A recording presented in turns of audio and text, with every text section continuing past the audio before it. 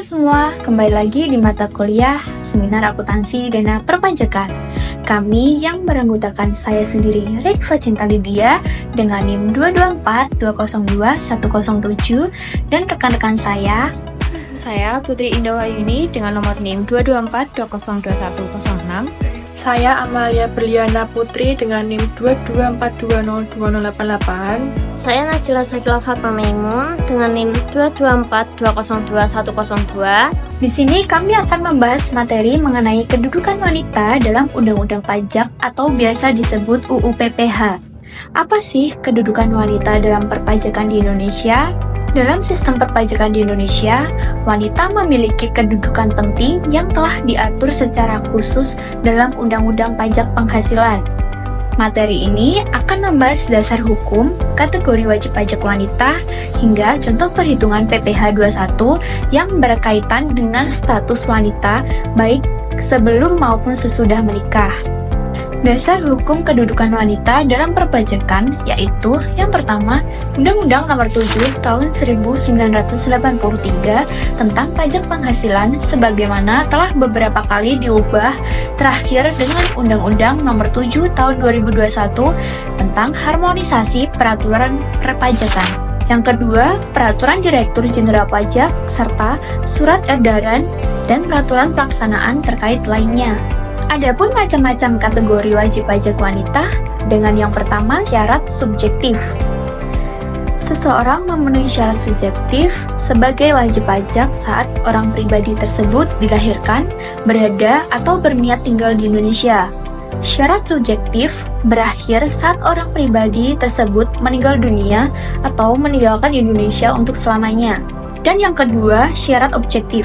Syarat objektif adalah persyaratan bagi subjek pajak yang menerima atau memperoleh penghasilan atau diwajibkan untuk melakukan pemotongan atau pemungutan. Menurut Undang-Undang Nomor 7 Tahun 2021 tentang harmonisasi peraturan perpajakan, yaitu setiap tambahan kemampuan ekonomis yang diterima wajib pajak, baik berasal dari Indonesia maupun luar Indonesia, yang dapat dipakai untuk konsumsi atau menambah kekayaan wajib pajak yang bersangkutan dengan nama dan dalam bentuk apapun. Seorang wanita dapat membuat NPWP atas dirinya sendiri atau terpisah dari suami maupun ayahnya. Hanya saja ada beberapa hal yang perlu diperhatikan terkait kategori wajib pajak. Dengan sistem pengenaan pajak penghasilan atau PPh, Indonesia yang menempatkan keluarga sebagai satu kesatuan ekonomis, membuat penghasilan atau kerugian dari seluruh anggota keluarga digabungkan sebagai satu kesatuan dan pemenuhan kewajiban pajaknya dilakukan oleh kepala keluarga. Dalam hal ini, seringkali yang menjadi kepala keluarga adalah suami atau ayah. Untuk penjelasan selanjutnya akan dijelaskan oleh rekan saya. Yang ketiga ada PH atau pisah harta. Nah, kalau status yang ini berlaku untuk suami istri yang sepakat secara tertulis untuk memisahkan harta dan penghasilan mereka. Jadi, meskipun masih tinggal serumah dan menikah secara sah, keduanya memilih untuk mengurus pajaknya masing-masing. Contohnya, seorang istri bisa mendaftarkan diri sebagai wajib pajak dengan status pisah harta asal sudah punya perjanjian resmi tertulis sama suaminya. Syarat lainnya yaitu istri harus menyertakan NPWP suami dan salinan perjanjian pisah harta waktu mendaftar. Dan perlu diingat nih, pastikan NPWP suaminya aktif ya. Berikutnya yang keempat ada status MT atau memilih terpisah. Kalau status yang ini agak beda. Ini cocok untuk wanita yang tidak punya perjanjian pisah harta dengan suaminya, tapi ingin mengurus pajaknya sendiri. Misalnya, Indah adalah wanita menikah yang ingin tetap punya NPWP sendiri dan melaporkan pajaknya terpisah dari suaminya. Caranya cukup lampirkan surat pernyataan bahwa Indah memilih jalur terpisah dan tetap perlu mencantumkan NPWP suami saat pendaftaran. Yang penting NPWP suaminya tetap aktif ya. Yang kelima ada status WBT atau warisan belum terbagi. Kalau status yang ini agak unik, di mana WBT atau warisan belum terbagi dipakai kalau ada seseorang yang sudah meninggal dunia, tapi harta warisannya belum dibagi ke ahli waris. Karena belum terbagi, maka harta tersebut dianggap sebagai satu kesatuan wajib pajak sementara yang mewakili para ahli waris sampai warisan itu benar-benar dibagi. Berikutnya, sistem PPh untuk suami dan istri di Indonesia. Sekarang mari kita lihat bagaimana sih aturan umum pajak untuk pasangan suami istri di Indonesia. Menurut pasal 8 Undang-Undang PPH nomor 36 tahun 2008, suami dan istri dianggap sebagai satu kesatuan ekonomi. Artinya, penghasilan dari keduanya bisa digabung dan pajaknya dilaporkan oleh suami sebagai kepala keluarga. Tapi tenang, ada 4 pilihan status perpajakan yang bisa dipilih sesuai kondisi. Yang pertama ada KK atau kepala keluarga. Di sini semua penghasilan digabung dan dilaporkan oleh suami. Kalau sebelumnya istri punya NPWP bisa dihapus dan pakai NPWP suami. Simple dan umum banget digunakan.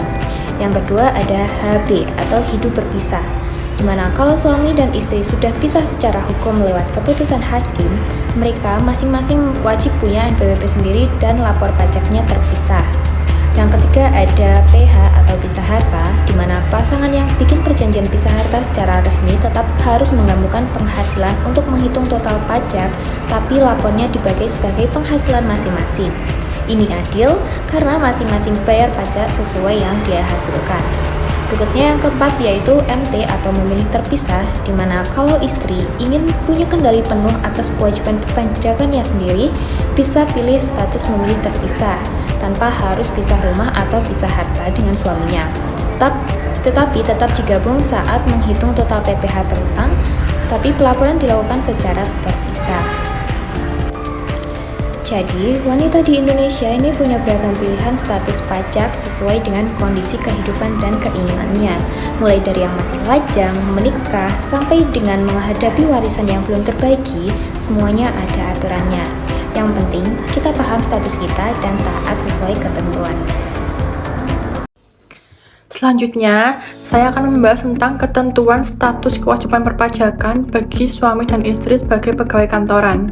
Dalam sistem perpajakan di Indonesia, apabila suami sebagai pegawai kantoran telah mengalami pemotongan pajak penghasilan oleh perusahaan dan tidak memiliki tunggakan pajak, maka suami cukup melaporkan SPT tahunan menggunakan formulir 1770S dengan mencantumkan pada kolom D angka 13 bahwa tidak ada PPh yang harus dibayar sendiri atau tidak ada kekurangan bayar.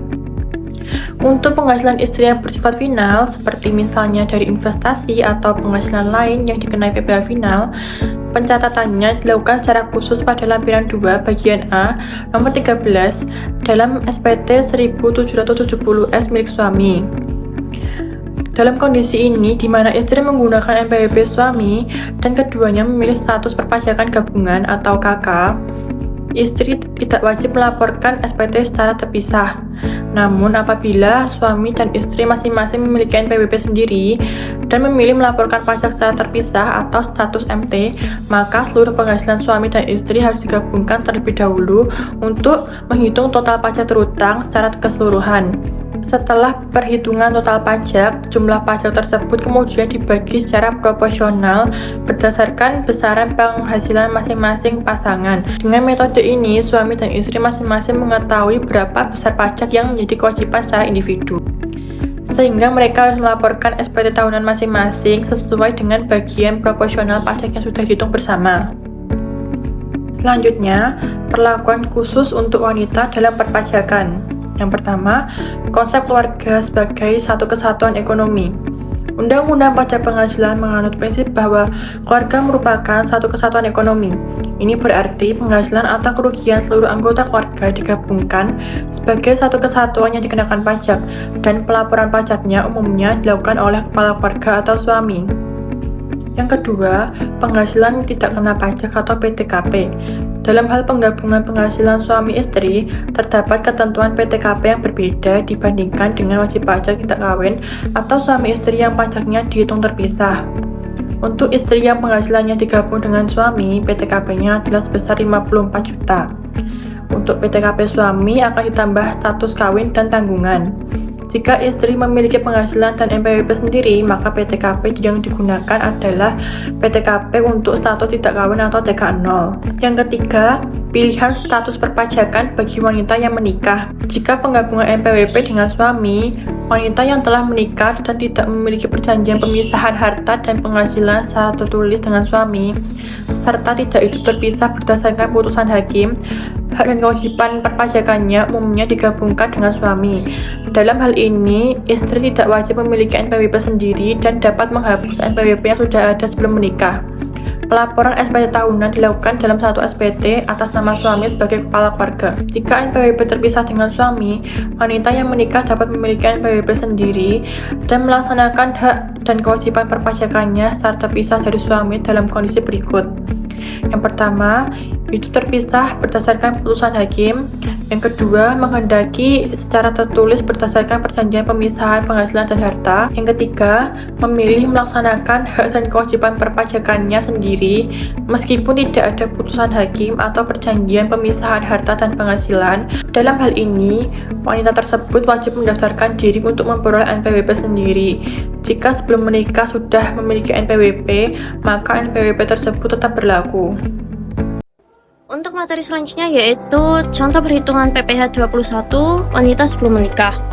Anak adalah karyawan yang belum menikah dari PT XYZ dengan pendapatan 7 juta per bulan, mendapatkan tunjangan transportasi sebesar 1 juta per bulan dan BPJS Kesehatan Ketenagakerjaan ditanggung oleh perusahaan.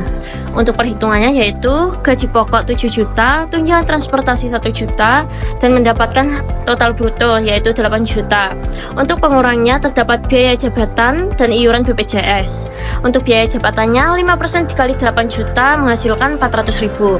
Untuk iuran BPJS Ketenagakerjaan ada JHT dan JT, yaitu JHT sebesar 2% dikalikan 7 juta dari total bruto menghasilkan 140.000, dan jaminan tunjangan sebesar 1% dikalikan 7 juta menghasilkan 70.000, dan untuk total pengurangnya yaitu 610.000. Untuk penghasilan itu sebulan yaitu 8 juta dikurangi 610.000 menghasilkan 7.390.000. Penghasilan itu setahun 7.390.000 dikalikan 12 bulan menghasilkan 88.680.000. Untuk PTKP dikarenakan belum menikah menjadikan TK0 yaitu 54 juta. Untuk PKP-nya yaitu 88.680.000 dikurangi 54 juta menghasilkan 34.680.000. Untuk PPh 21 terutang setahun dikarenakan di bawah 60 juta jadi lapisan 1 yaitu 5% dikalikan 34.680.000 menghasilkan 1.734.000. Untuk PPh terutang sebulan 1.734.000 dibagikan 12 bulan menghasilkan 144.500. Untuk selanjutnya yaitu contoh perhitungan PPh 21 wanita menikah dan suami tidak bekerja. Untuk suami tidak bekerja, ini dimaksudkan suami sedang menempuhkan kuliah S2, yaitu anak adalah karyawan yang sudah menikah bekerja di PT XYZ dengan pendapatan 10 juta per bulan, memiliki 2 anak dan suami tidak bekerja. Untuk perhitungannya yaitu gaji pokok setahun yaitu 10 juta dikalikan 12 bulan menghasilkan 120 juta. Untuk pengurangannya terdapat biaya jabatan sebesar 5% dikalikan 120 juta menghasilkan 6 juta. Untuk penghasilan neto yaitu 120 juta dikurangi 6 juta menghasilkan 114 juta. Untuk PTKP dikarenakan K2 yaitu 67.500.000. Untuk PKP-nya 46.500.000. Untuk PPh 21 terutang dikarenakan masih di bawah 60 juta yaitu mendapatkan lapisan pertama, tarifnya sebesar 5% dikalikan 46.500.000 menghasilkan 2.325.000. Untuk PPh terutang sebulan 22.325.000 dibagikan 12 bulan menghasilkan 193.750. Contoh selanjutnya yaitu perhitungan PPh 21 penghasilan suami dan istri digabung. Anak adalah karyawan yang sudah menikah bekerja di PT XYZ dengan pendapatan 8 juta per bulan dan mempunyai suami penghasilan 10 juta per bulan serta memiliki 1 anak. Untuk penghasilannya yaitu suami 10 juta dikalikan 12 bulan menghasilkan 120 juta. Untuk istri 8 juta dikalikan 12 bulan sama dengan 96 juta. Untuk total bruto 216 juta ribu rupiah. Untuk pengurangnya, biaya jabatan untuk sang suami 5% dikalikan 120 juta yaitu menghasilkan 6 juta. Untuk istri 5% dikalikan 96 juta menghasilkan 4.800.000. Untuk total biaya jabatan atau biaya pengurang tersebut yaitu 10.800.000. Untuk penghasilan itu setahun, total bruto dikurangi dengan pengurang biaya jabatan tersebut menghasilkan 205.200.000. Untuk PTKP-nya, karena K1 yaitu 63 juta rupiah. Untuk total PKP 142.200.000. Untuk PPh 21 dikarenakan ini di atas 60 juta menjadikan dua lapisan, yaitu yang pertama lapisan 1 5% dikalikan 60 juta menghasilkan 3 juta. Untuk lapisan 2 60 juta dikurangi 142 juta yaitu menghasilkan 82 juta rupiah. Dan untuk lapisan 2 karena tarifnya 15% sama dengan 15% dikalikan 82 juta menghasilkan 12.300.000 rupiah. Untuk PPh terutang setahun yaitu 15.300.000 rupiah. Untuk PPh 21 sebulan 15.300.000 rupiah dibagi 12 bulan yaitu menghasilkan 1.275.000. Sekian materi dari kedudukan wanita dalam Undang-Undang PPH, kurang lebihnya mohon maaf. Wassalamualaikum warahmatullahi wabarakatuh.